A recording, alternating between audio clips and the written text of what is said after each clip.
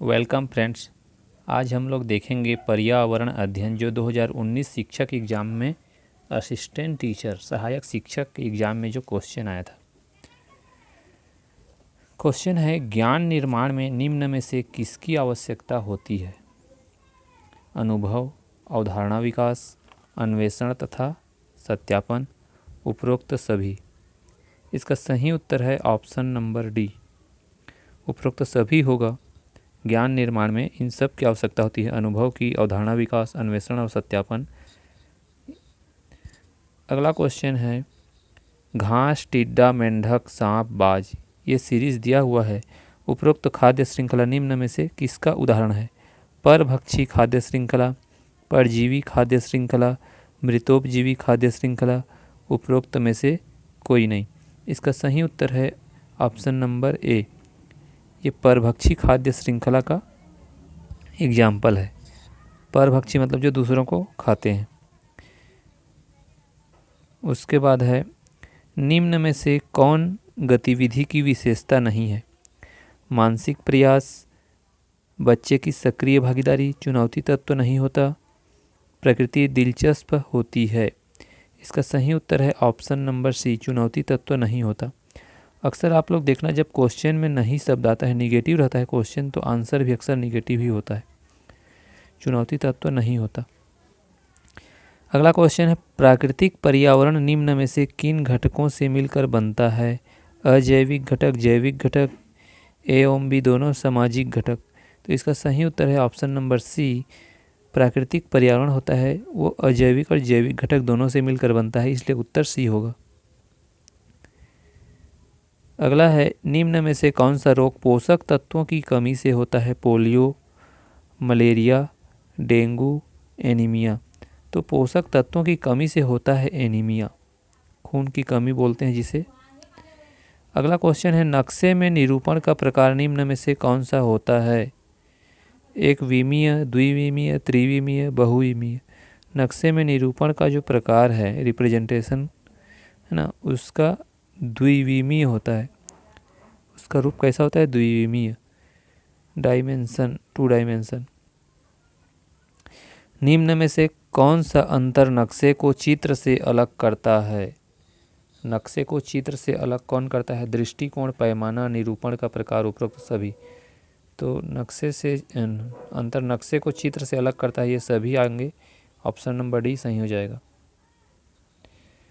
पर्यावरण अध्ययन सीखने की प्रक्रिया में उपकरणों का सही उपयोग निम्न में से किस दृष्टिकोण से संबंधित है? जानकारी आधारित दृष्टिकोण, अवधारणा आधारित दृष्टिकोण, कौशल आधारित दृष्टिकोण, मूल्य आधारित दृष्टिकोण। इसका सही उत्तर है ऑप्शन नंबर सी, कौशल आधारित दृष्टिकोण।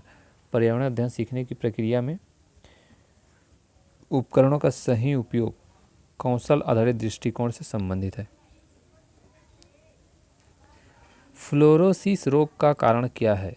फ्लोरोसिस देखिए, ये हमारे दांत से संबंधित होता है। फ्लोराइड की कमी, फ्लोराइड की अनुपस्थिति, फ्लोराइड की अधिकता, उपरोक्त सभी। तो इसका उत्तर हो जाएगा ऑप्शन नंबर सी, फ्लोरोसिस बोलते हैं जब फ्लोराइड की अधिकता हो जाती है, फ्लोरोसिस कहलाता है। विभिन्न ऋतुओं के माध्यम से बच्चे किस पर्यावरण को जान पाते हैं? प्राकृतिक, सामाजिक, सांस्कृतिक, आर्थिक। तो सबको पता है इसका उत्तर होगा प्राकृतिक, क्योंकि ऋतुओं जो है प्रकृति से संबंधित है, तो ये प्राकृतिक पर्यावरण को जान पाते हैं। निम्न में कौन सा पारिस्थितिक तंत्र मानव निर्मित है? तालाब, कृषि भूमि और घास का मैदान, पर्णपाती वन।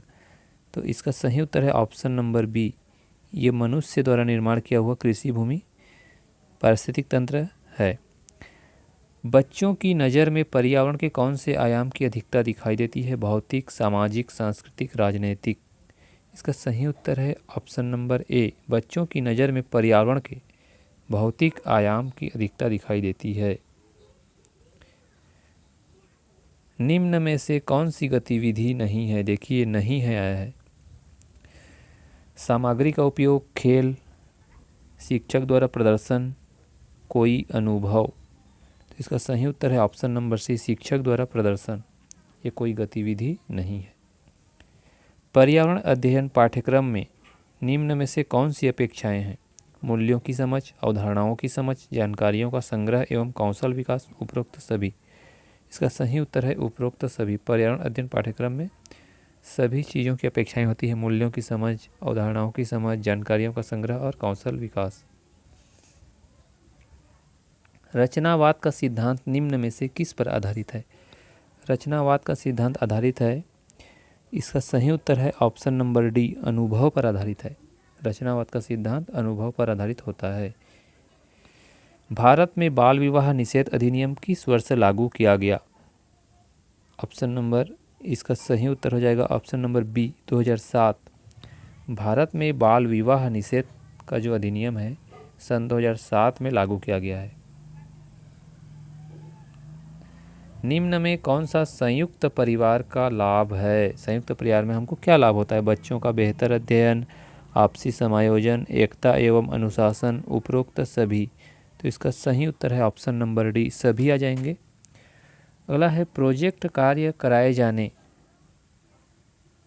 का प्रमुख उद्देश्य निम्न में से क्या है? सैद्धांतिक शिक्षण, प्रायोगिक शिक्षण, क्षमता का आकलन, स्वमूल्यांकन। इसका सही उत्तर है ऑप्शन नंबर बी, प्रायोगिक शिक्षण। प्रोजेक्ट कार्य का उद्देश्य क्या होता है? प्रायोगिक शिक्षण। सीखने में शिक्षक की भूमिका क्या होती है? ज्ञानदाता, मार्गदर्शक, प्रेरक, सुविधादाता। तो सबको पता होगा इसका होता है मार्गदर्शक होता है शिक्षक। समाज में नशाखोरी फैलने का कारण निम्न में से कौन नहीं है? कौन नहीं है पूछा है। शिक्षा की कमी, नशा संबंधी पदार्थों की खुलेआम बिक्री, पाश्चात्य संस्कृति, नशा मुक्ति केंद्र। इसका सही उत्तर है ऑप्शन नंबर डी, नशा मुक्ति केंद्र। नशाखोरी फैलने का कारण निम्न में से कौन नहीं है पूछा है। तो नशा मुक्ति केंद्र क्या है? नशाखोरी को फैलने से रोकने वाला है। ये उसका कारण कैसे हो सकता है? इस तरह से ये पर्यावरण का हम लोगों ने देखा। अगले वीडियो में हम लोग देखेंगे कंप्यूटर ज्ञान।